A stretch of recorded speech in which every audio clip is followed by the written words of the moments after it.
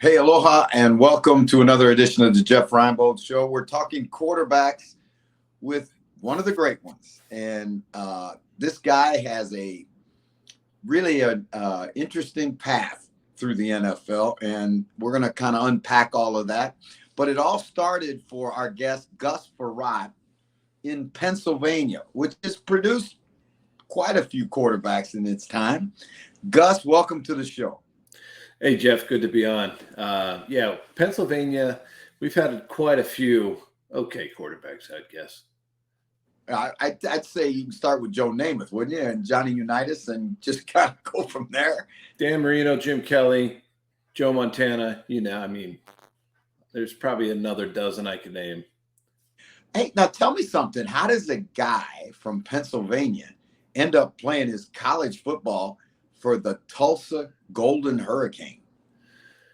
Well, that's everybody asks me that all the time because it's not an easy path, right? It's like, okay, Pennsylvania, Oklahoma, how do those two, what happens there? And really, we had a coach who grew up in Pennsylvania and went to Penn State and played. He was an offensive line coach. His name was Mark Thomas, and Coach Thomas recruited our area.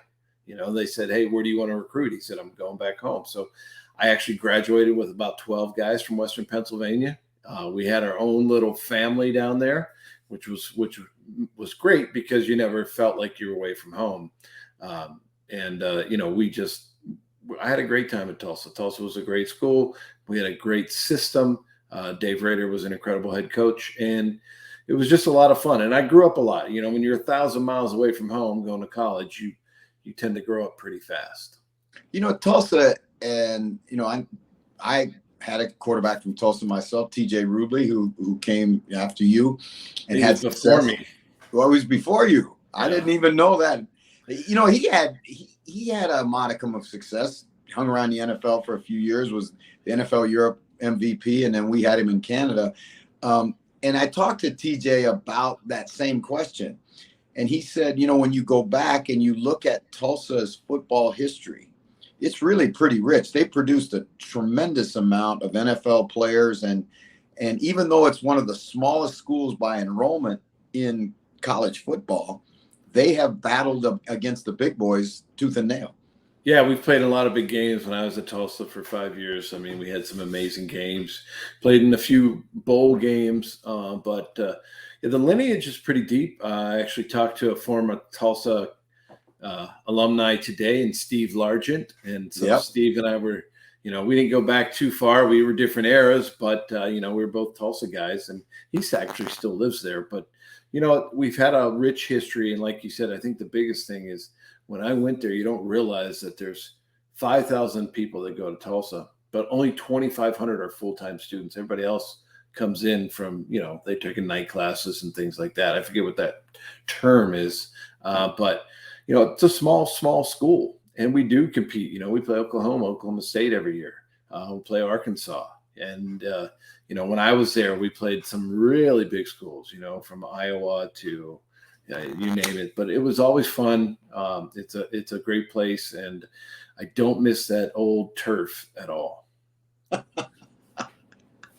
I know exactly what you're talking about because our players, when I was at SMU, Tulsa was in the league, and the players complained about that turf.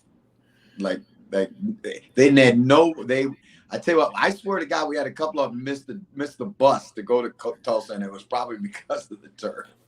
Well, it would literally eat the skin off your arm, that old stuff. And I've seen, we used to have guys in practice that would hurt their knee just because they were turning a corner and nobody even around them. But that turf just was so sticky, it just grab you. And I was lucky I survived it. Gus, let's talk about, we just had a draft come and go.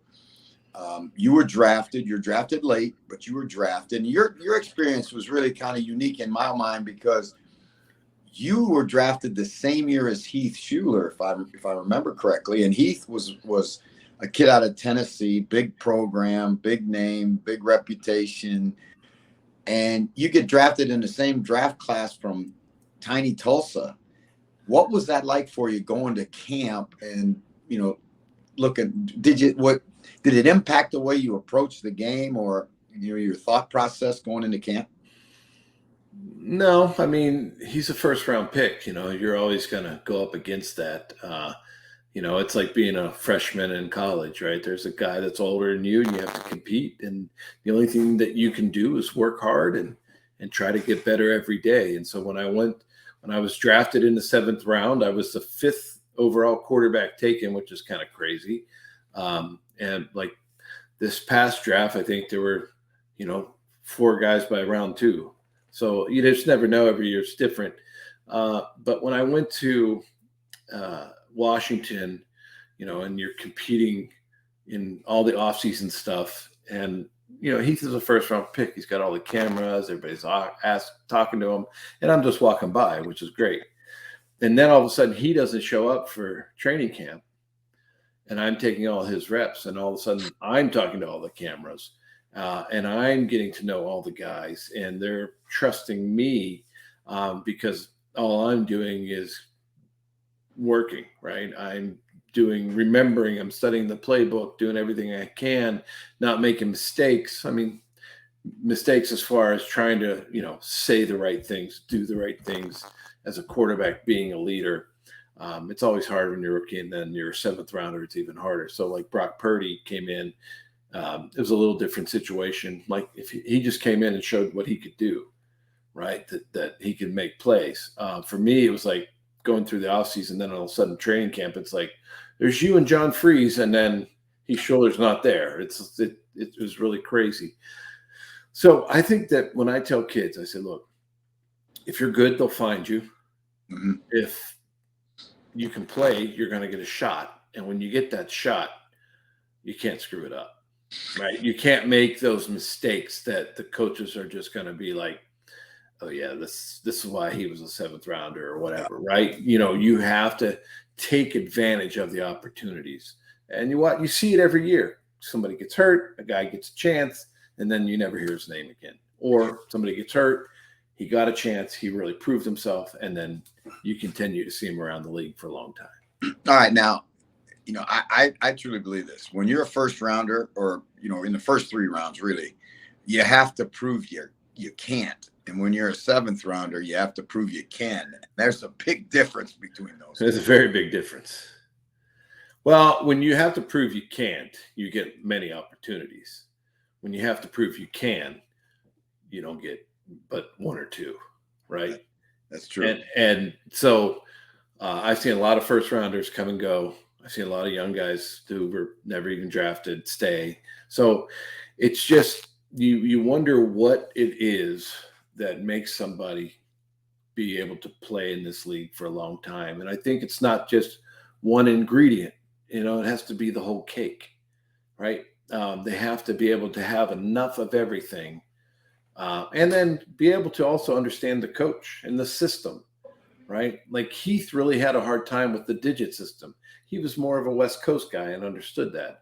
And for me, because I played with 7 teams, I always could go to another system and pick it up.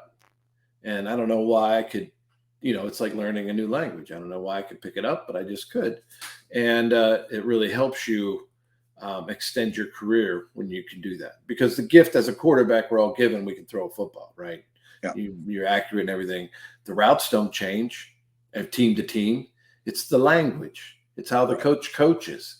It's all of those things put together that you have to be able to handle. And if you can't, then, you're going to be going somewhere else. All right. Now, a lot of people don't realize that you had some, I think, really great moments in the NFL, and you had a moment that was captured forever on camera, and we'll get into that one in a second. But one of the things people don't realize about you is that you hold the record with some other guys for the longest touchdown completion in National Football League history. Take us to the game. Take us through the play. Well, I'm playing for the Vikings. We're at home. We're playing the Bears, obviously a big rival. It's always a good game, when you play in your big rival like that. So we're playing the Bears. They're having a drive. They're driving down the field. We have a really good team at this point. We have some big guys up front, and Kevin Williams, Pat Williams, defenses. They're all just good. Jared Allen's there. We have really good players, and so they're driving down. The Bears always. I mean, I think every team has the same talent level. Really, it comes down to coaching, and I think and injuries. But they're driving. We do a goal line stand. The crowd's going insane, right? So they hold them on 4th and goal. They hold them. We get the ball on the half-yard line. And I go up to Darrell Bevel, who's our offensive coordinator. Yeah. And he goes, all right, we're just going to call 999 FC. And I'm like, what? Like, we're on the half-yard line. He goes, yeah, let's run it. I said, all right. Like, you never get that opportunity coming out of it. Most coaches are real conservative. He's like, let's go for it. I'm like, all right, cool. So called in a huddle. All right, here we go. Got my guys, Bernard Berry and I can't remember who else was on the other side, because that was like every time I'm asked about it, it's just Bernard, right? That's the only thing. But I remember Vasante Shanko was my tight end over here on my left. And I dropped back. The Bears are playing cover 3. And what do you teach a corner in cover 3? Right? You're going to try and play both the seam and the guy on the outside.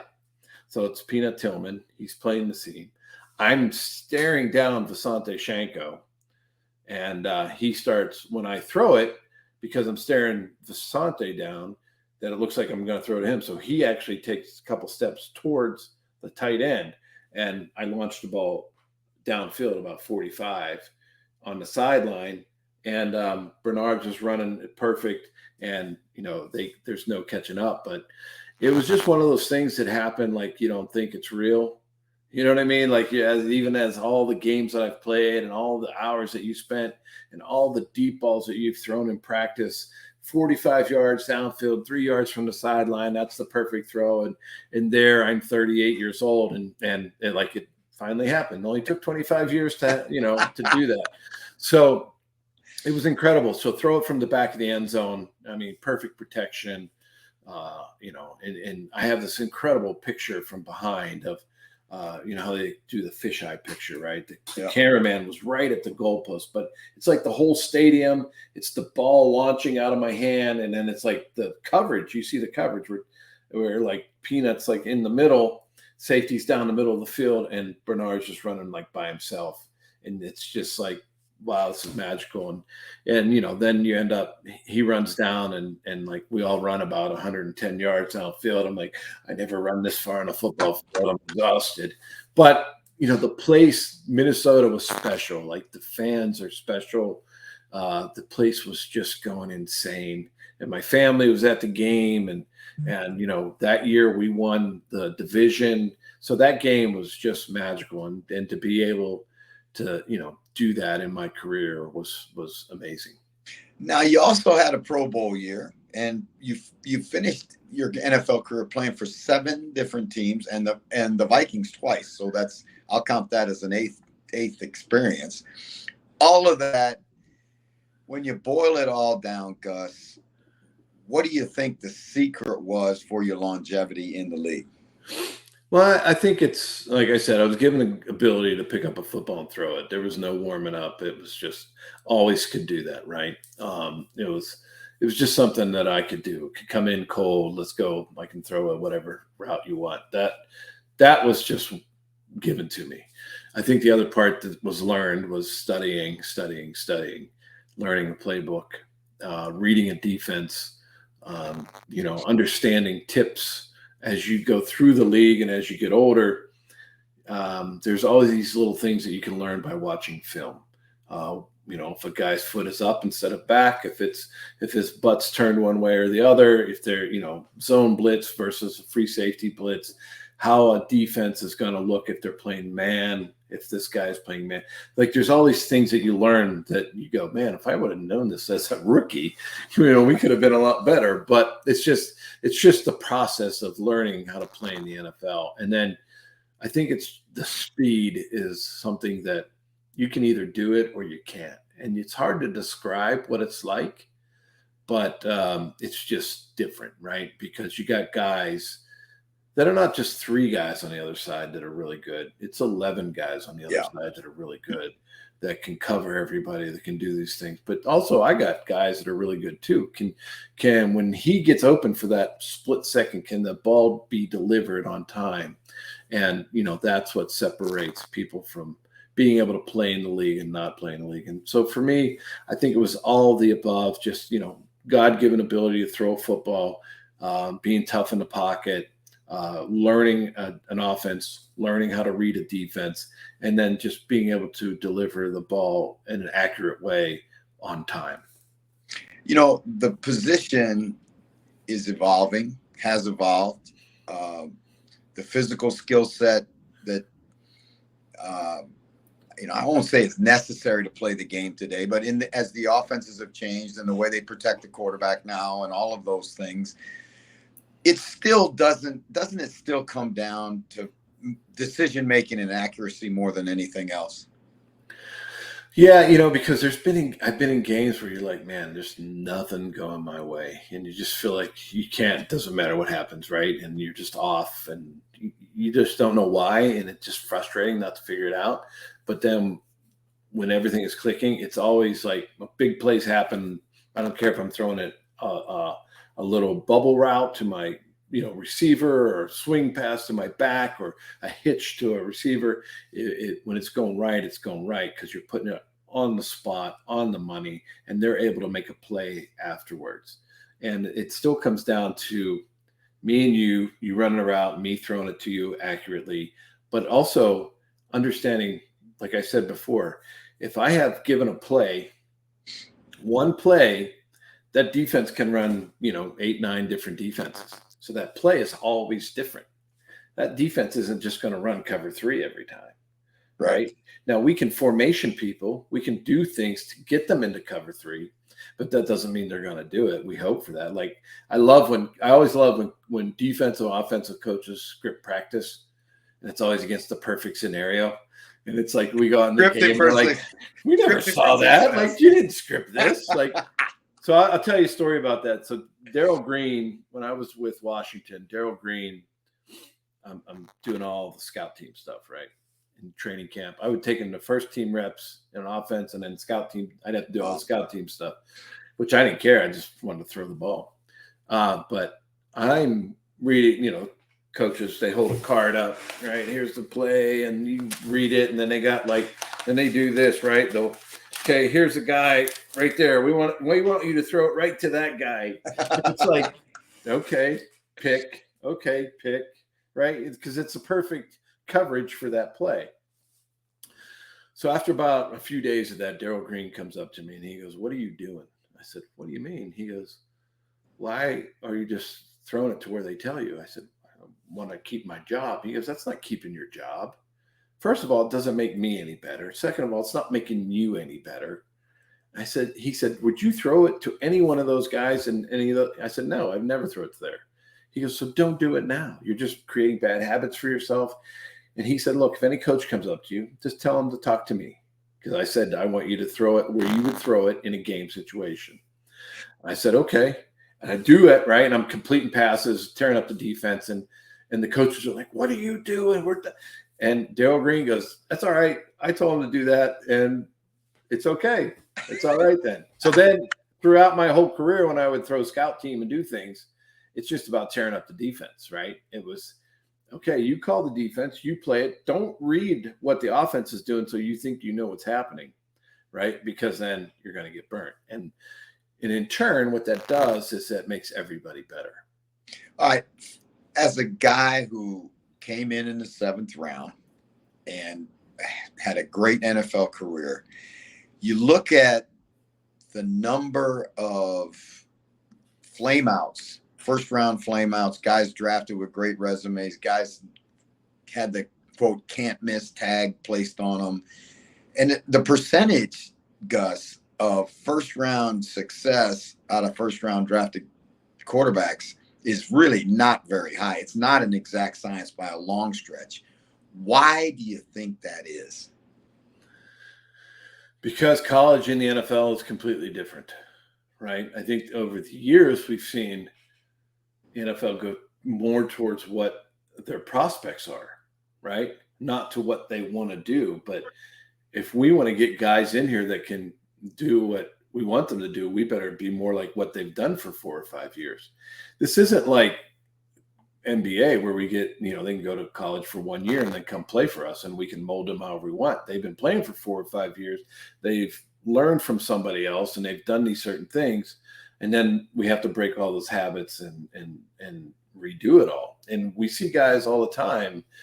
Most recent one that I can think of is the kid from BYU that went to the Jets, right? Good kid in college, really good player, but struggles going to the pros. There's something there that's a disconnect because I think when you get in the NFL, coaches kind of feel like, okay, this is my system. This is what I want. And I don't know if they always think about, will this guy fit into my system, right? He could be an amazing player in college, but he never understands the language that I speak. And so it's like you walking down, if you don't know French and you're walking in France and people are saying the worst stuff to you and you're like, hey, how you doing? It's kind of like that. Like if you don't understand that language and then all of a sudden you have to make a decision in seconds behind the center, it's just not going to happen.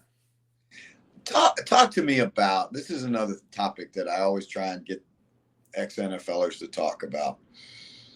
How was the transition for you out of football? And when was it that you knew that the end was coming? Well, it's kind of funny. As you get older, I played 15 years and you're kind of like, okay, when is it? Because I'm going to another team. Like, do I want to do this to my family, my kids and everybody? But then it's like, okay, once it's over, you don't realize it like it's over, right? But you're still in it. And so I'm like, okay, everybody's like, just play as long as you can. That's what any older guy would tell you, play as long as you can. And so for me, what happened was I went back to the Vikings. I was going to retire from the Rams after I was cut there. My wife and I were like, okay, 14 years, we're done. We're looking for a house in Charlottesville, Virginia. We're really excited. Coach Childress calls me from the Vikings and he says, hey, Gus, I want you to come up here, work with this young kid. Because one of my things I loved doing was I didn't care who it was. I was going to share any knowledge I had or work with you to make you better, to make our team better, because it wasn't just about me. It's a team game, right? I don't care how good I am. If everybody else around me is terrible, we're never going to win, right? So, and I still have to beat you out no matter what, right? So I never appreciate guys say, he can figure it out on himself. Like, no, we're in this together. So for me, it was, I go back to Minnesota, play that year, had the big throw and all that stuff. My last play ever, I broke my back at playing against the Lions, right? And we make the playoffs. I just want to play in the playoffs again. I had 4 or 5 weeks to get back and get healthy, which I thought I was. Coach Childress didn't, decided that, I'm going to play the young guy. I don't want, you've been hurt, whatever. It was his decision. Cool. But then after the season, that's when they got Brett Favre. They cut me and I'm like, okay, I'm done. Right. I got to figure out what's next. Go back to St. Louis where we were living. And the Rams called and said, hey, do you want to come try out for the team again? I said, sure. Go. I flunked my physical because my knee was bad. And I said, okay, it's time. I'm done. 15 years, I'm done. Okay.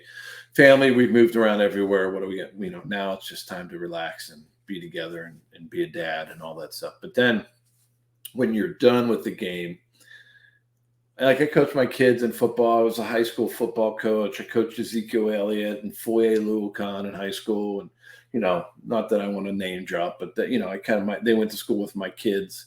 And so it was natural for me to coach there. But then when that was over, it's like, okay, what do I do next? I need like a real job. I need to, because you're used to making a certain amount of money, you're used to your family having a lifestyle and all this. And we saved a lot. And I was able to, with all that I did in the NFL, I was able to put all my kids through college and let them do whatever they wanted. And then you just try to figure out what's next in my life. Some guys have it figured out when they're in the pros. I wasn't one of those guys. My passions were my family and football. That's it. And so when you get out, you're like, okay, what do I keep doing? That's why a lot of guys continue to coach or be involved in football somehow. I agree. We moved back to Pittsburgh. I was coaching at Pittsburgh Central Catholic, and I didn't really like the other coaches and how they approached the game and what they did. It wasn't my team, so I just left. And then Met another gentleman, started in the business route, never did business before, had to figure out how to make a PowerPoint and do all these other things. And it's like but not making any money, right? So I'm just like, this was a startup, and have moved through my career and trying to figure out where I'm going to land and what I want to do. My wife went back, got her master's. She's a psych nurse and a therapist, a licensed clinical social worker. So she's doing her thing, which I'm really happy for her. And then for me, I'm just trying to figure out where that next step was. And then about a year ago, I started working with a guy and working with our alumni, because just like I'm on your show, we all have incredible stories and ratings, and people take those stories and make money from them. And I've always been like, okay, we need to own our stuff. We need to own our stories. And so we started NFL Alumni Media Network. As former players, we've never had our own network, which we really should, right? The NFL as a network will never be the NFL, but we were the NFL. We played all these games. We're the one with these incredible locker room stories and these incredible tales, like I just told you. But there's so many more.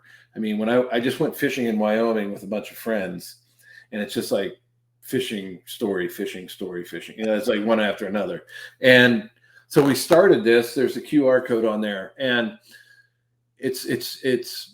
we created this from former players for former players to have a place to go, because it's, believe it or not, a lot of guys have no idea how to use, like you said, you're not a tech guy.